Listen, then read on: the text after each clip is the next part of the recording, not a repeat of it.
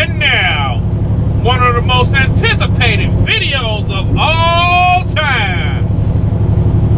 Teams at Landstar. Stay tuned. Got something special coming up for you today. I think it's going to encourage you to do what you know you should have done a long time ago.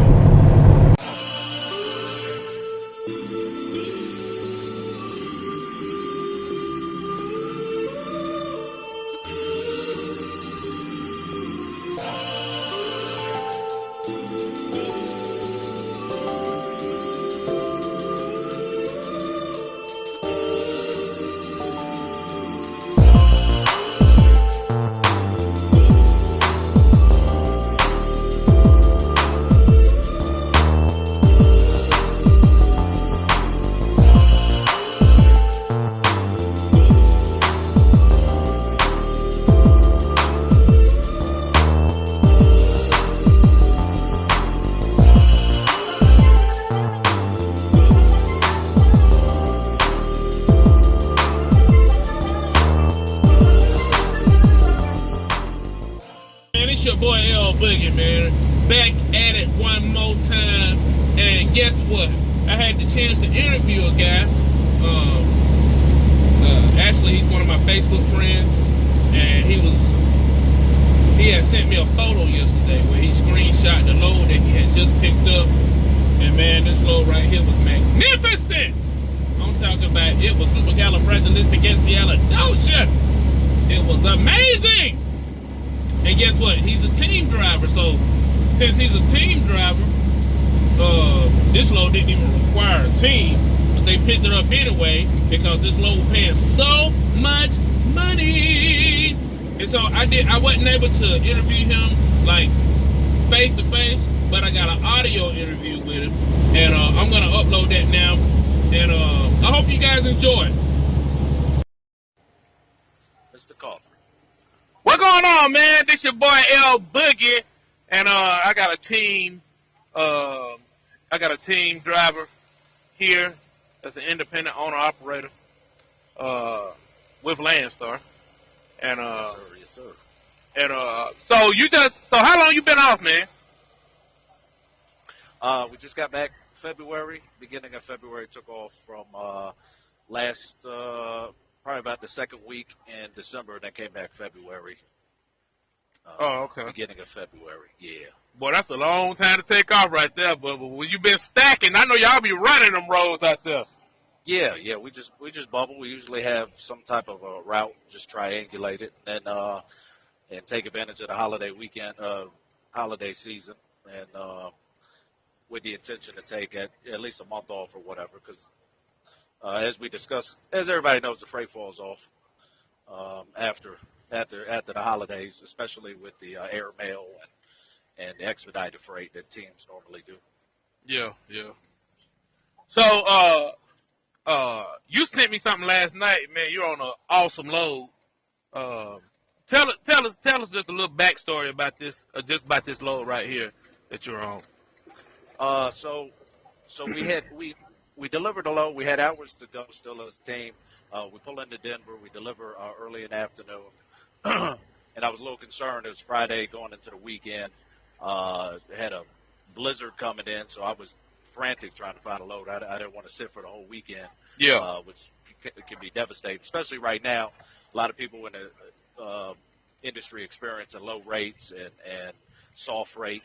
And so I started looking at boards locally in Denver, out to Kansas City, Albuquerque, up to like Omaha, up in Nebraska, just trying to figure out what we're going to do. After some time, I figured, well, I'll pack it up and get some leisure time, go take a shower, get something to eat. While I'm doing that,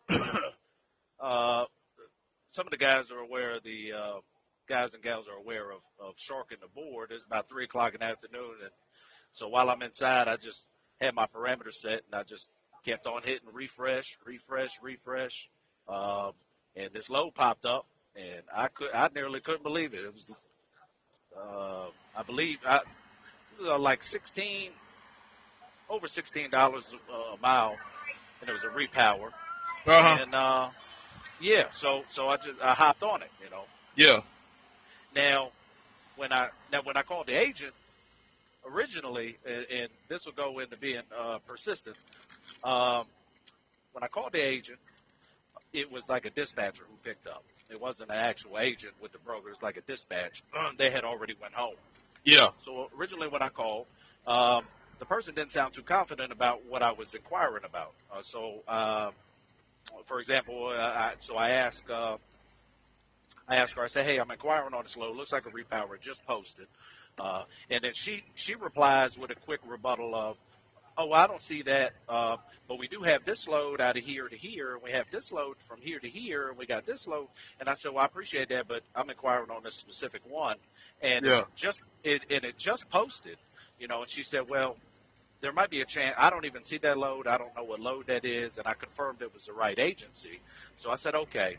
So I reached out to another agent who is nothing to do with them. I called him and I said, hey, man, I don't want to call her back, but I got a sneaking suspicion that they still got a load, and I don't know what's going on. Would you mind?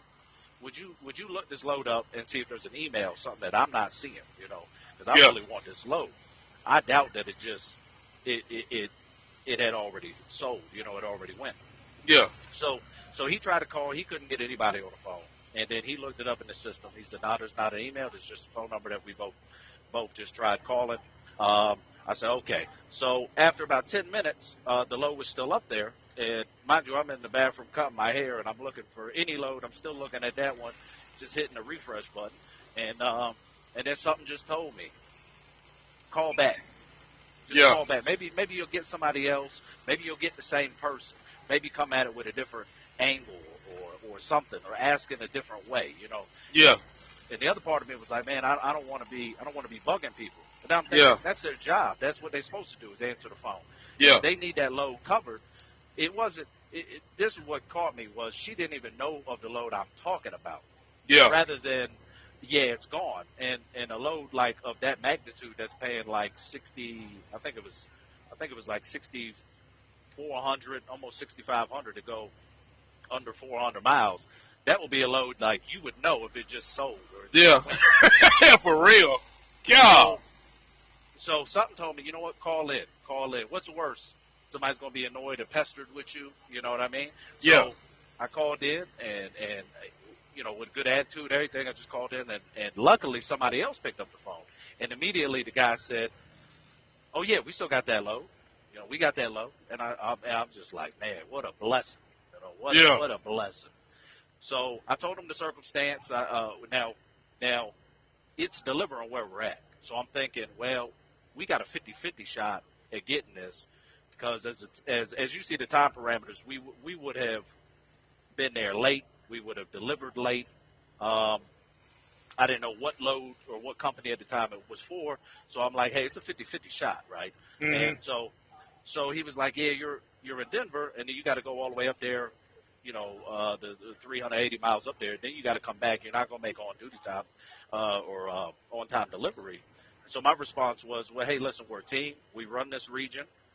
We're familiar. We know there's a storm coming in, and the closest person you're probably going to get is out of Salt Lake City because nobody's sitting out in the middle of nowhere, Wyoming. Yeah. You're going to get a solo, and he's not going to be able to make it, but we'll make it. Mm-hmm. At least we'll make it there in one piece, and we'll make it there before anybody else can. And I'm ready to go in the next 5 minutes. Yeah. If you find somebody better, then let me know. But keep us on the list. And give us a call back, and I'm going to be ready for the next half an hour if so. And he said, you know what, give me a second. Took about a minute. He come back on. He said, it's yours. Go ahead. I'm going to send you the paperwork. Wait till you receive it, and then go ahead and roll out. And then we'll figure out a reschedule on it. So I said, all right, perfect. Man. What a blessing. Yeah, man, that's crazy right there. And the thing, I was just going to put my phone down and get upset and continue cutting my hair and be like, man, I missed out on that. And I was like, I knew, man, I got to call. I'm thinking about what she said. And I got to call back. I need a confident, like, no, this other truck got it. You know what I mean? Because somebody got it or somebody doesn't. And, so come to find out, she confused it. One of the other loads she was selling to me, that she diverted to was this load, but she was looking at the parameters on a computer, Yeah. which was where it originated out of Washington State. So she goes, no, we don't. The only loads we have that are, available, as she said, was this load, but it was out of the originating place. So it was a miscommunication, and that simply that that miscommunication was $6,500. Yeah. you Yeah. know, but it played out, man. It was a blessing, and Man, that's awesome right there, man. If that was me and I would cut my hair, hey, they told me, hey, look, we need to go get this load. Boy, I would have ran out the truck stop with a gap head and everything. I don't care where I was at, cut my hair. I would have put on a toboggan or something. Said, I got to go get this load. I cut my hair in the truck. hey, man, hey. I had that. I was running one of them fades up. You know what I mean? I'm like, Yeah. man, my head looked like a mushroom. But for 65, I'm throwing a ball cap. We out the door. Yeah, for real. For know one, hey, it is. and that's for like one day of work, man. Yeah. For one day of work, $6,500. Then you got the whole week. You got the whole week to run again too. Shoot. Right. And now there was a blizzard coming in, so that was also my urgency to get out of there because it was already starting to snow, and they were calling for a pretty crazy storm to roll in, and we moving around empty. So I wanted to get up and out of there. I still had some hours on my clock, so I'm like, man, let me get on out of here, just at least secure the load, or at least get up there as soon as I could, secure it, and then once you secure it, it's like, man, if the weather changes, you got to sit out half a day. On the back end of it, at least you still got the load. Yeah. If you shut down or the road shut down, nobody can repower a load off of you if the road is shut down. So, Yeah.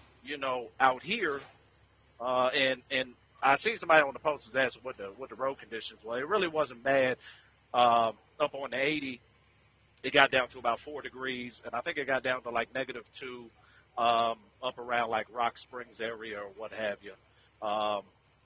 But yeah, it's pretty chilly, man. But you got to be in places and take a little bit of a risk. Not in a safety type of situation, but you got to take a little risk as far as running in these cold temperatures sometimes. To be in places where there's less trucks. So Yeah. a lot going on in the industry. From what I hear, a lot of port drivers are doing OTR now. So we're competing out here, and a lot of people don't like the cold weather, but Yeah. Now, what made you come over here, man, to Landstar to be an independent owner operator? And tell us your process. How was that like and everything like that? So up to the point where I joined onto Landstar, I had been driving for about 10 years for one big company. Everybody's familiar with. Everybody likes brilliant videos with the big S on the side. Mm-hmm. I didn't have any complaints with them. I got my education through them. I got my training through them. I trained for them, and discovered that I really enjoyed more the team aspect of things. Mm-hmm.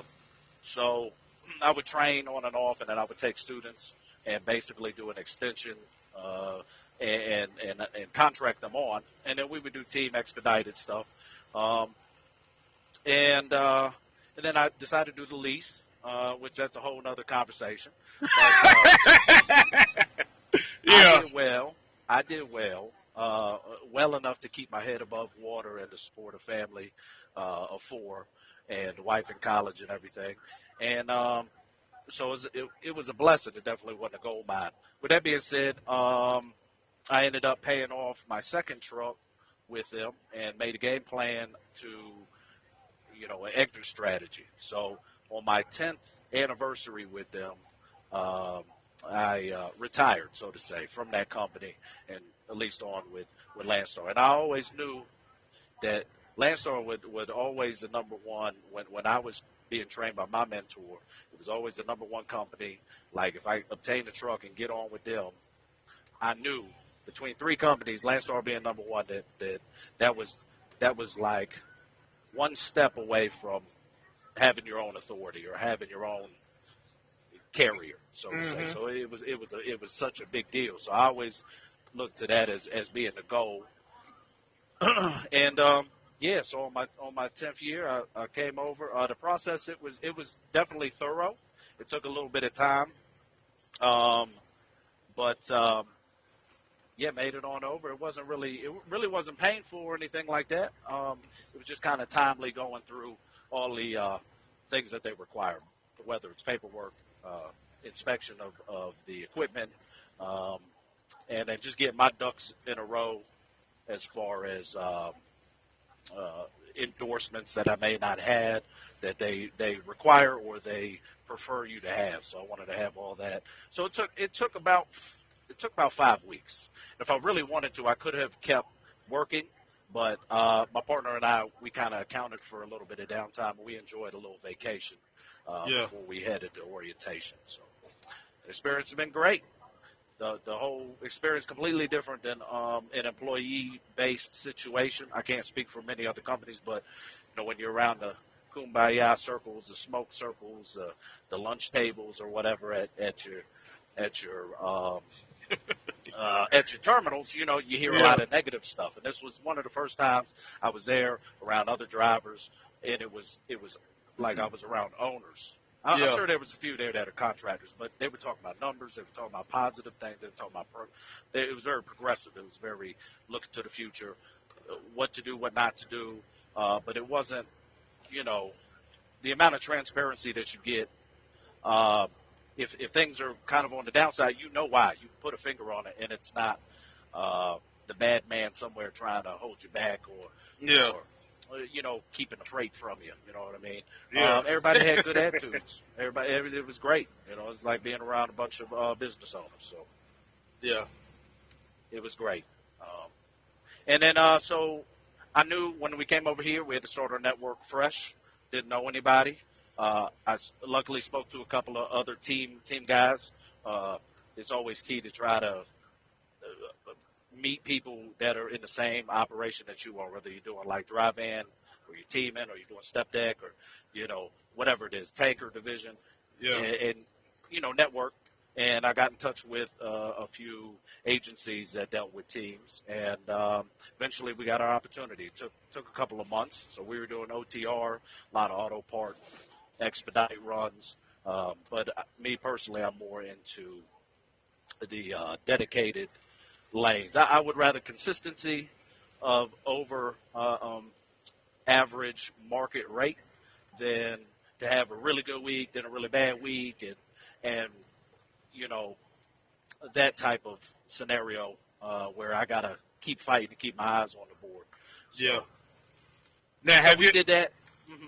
have you found that there are a lot of dedicated routes for team drivers here? Uh, yes, yeah. My experience, yeah.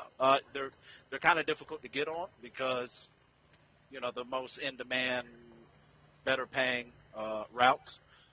Guys either have to retire, get ill, and fall off the account.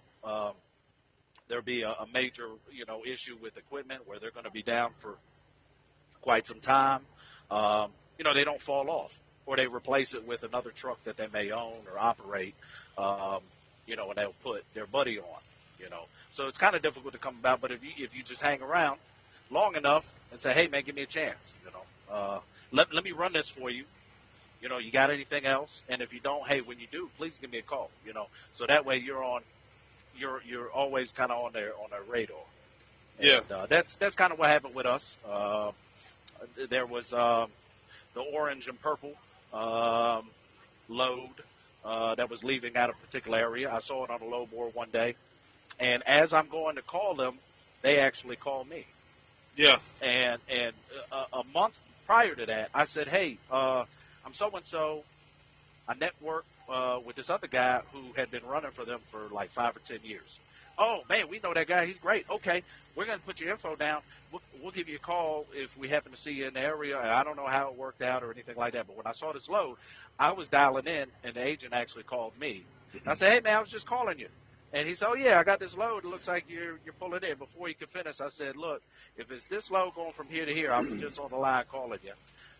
Yeah, we'll take it. And you got anything after that? We'll take that too. Whatever you got, we wouldn't even necessarily talk. I seen Yeah. the rates that they were posting, and I know that they're pretty much consistent.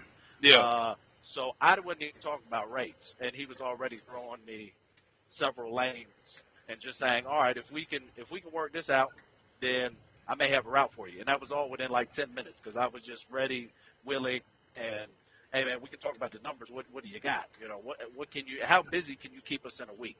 Yeah. You know, and then we started talking about numbers and everything like that. And that kind of how it fell into our lap. And we still work with them till this day. Things do happen because the markets change up quarterly, and so now we're kind of just floating around. But we work in cahoots with them to kind of cover other loads that they may have, and then I'm also doing the spot market just wherever we might be. Take advantage of opportunities that might be there. Last week. So this will be the same work week technically. The same thing happened in Salt Lake City. So we didn't have a load outbound, and then I was sitting there just sharking the load board again, and I don't know, oil field type of scenario popped up. Yeah. And that was paying like $9 a mile to go. It was nearly $9 a mile at 180 miles. It came out to like 15 and change. Yeah. And same day delivery. Just run it there as soon as you can, and we appreciate it. Thank you. Yeah. So 180 miles, and it worked out really good. So it's just kind of like time and place, and keeping your eyes on the boards and ear to the ground, and Yeah. trying to do what you got to do. Yeah, I always tell people, man, relationships is very key when it comes to business because this is your business, you know. So you need to be building, good relationships so that you can stay in the good graces of different people and everything. Because you don't want to be out here like I've been running off the load board, but shoot, I have different relationships with different people that I can, call and different stuff like that with different agents. Absolutely. Absolutely. And even in situations where it doesn't seem to work out, or you feel like, there's always some situations that arise where it's like, I think they're trying to take advantage of me, or I think that maybe this isn't a good scenario. I always still try to keep a good attitude, just business, ain't personal. And I try not to burn bridges because, you may have to cross them back behind you one day. You know what I mean? You never know. Exactly. So I always try to just keep, professional attitude. And if there's something that I really don't like, I'll gracefully just say, this wasn't what we agreed upon, or, hey, we can't come to some agreement here. Hey, it's no problem. If you got something else that pops up, you give us a call. Because, it's particularly as a team, anybody can have this attitude, but as a team, I feel like we have leverage. Like if we're in the area and you need something to move, we can, because of the restrictions, hours of service or whatever it is, we're out here. Hey, we can do things, and we're holding the leverage. So Yeah. in that aspect, I just present that in attitude to whoever, So that way they get something good. Hey, maybe they'll be more inclined to give us a call, and it'll be something, really worth doing, regardless of how in the past a pass load situation may have occurred. You know what I mean? Yeah. So, Cool, man. man, it's just been a blessing over here, man. I'm enjoying it so much. Not quite sure where we're gonna go with it next. Right now I'm just soaking it up, and it's been quite an education on a whole nother level. So we've been here for about 9 months now. So Yeah, man. I didn't even know. I remember when we first met, man. We was working for the same company, and it was back in like 2011, 2010. Yes. Yeah. And matter of fact, I was in where was I at? We was in Pennsylvania. Atlanta. No, was we? I thought we was in Atlanta. Was we in Pennsylvania? I don't know. I think we was in Pennsylvania because you was. I see you had some production stuff, something. Yeah. Okay. Yeah. I was set up wherever I go. I had a little mobile keyboard set up with a laptop, and just We wasn't making too much money back then, so on our downtime, you know, we had to go into the terminal and use the facilities the best we could, and you know, go, you know, hang out there. So yeah, it's been a long time for the come up, man. And, and I think both you and I, we were talking about, you know, owning trucks and getting out here and expanding on the business, you know. So it's beautiful. And then we come together because I think we kept in touch for a little while. And then I forgot when we came back together. I think it was I found you on YouTube, and I'm like, I know this brother. And that's right. You see me on YouTube. Yeah. That's right. And I think I even messaged you through YouTube. Facebook. Or Facebook. That's right. Because we were Facebook friends, but we didn't really talk that much. Yeah.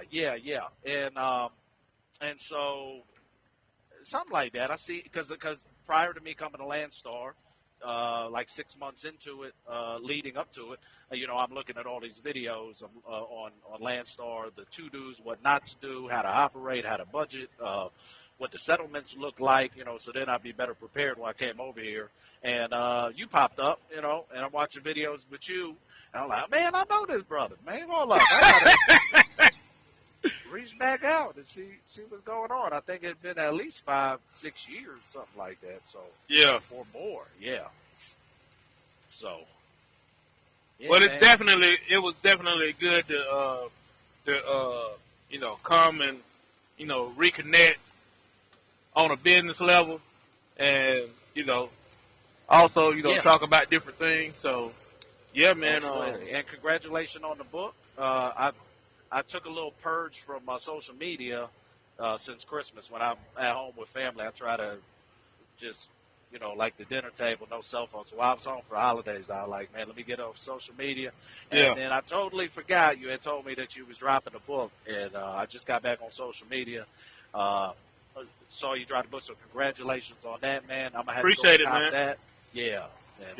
More Than a Conqueror. Amazon, right? Yeah, you can get it on Amazon. It's called More Than a Conqueror, and you can get it on Amazon.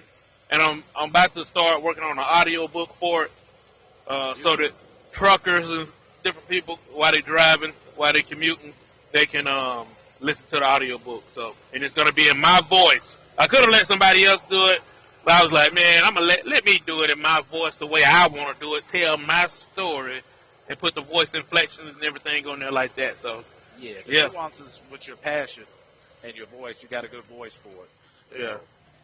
You'll be able to translate it real well for the folks who are listening. And, you know, but I'm sure DOT ain't gonna like when I'm pulling down the road reading your book out on top of the steering wheel, so I'm gonna need that in audio. We don't want to do that. We want to keep it safe, brother. Well, I appreciate you talking to me today and sharing some of your story with me. And man, until next time, y'all make sure y'all subscribe, y'all like, comment, do all that stuff, and holler at your boy when you see me in the street. Holla. Stay blessed.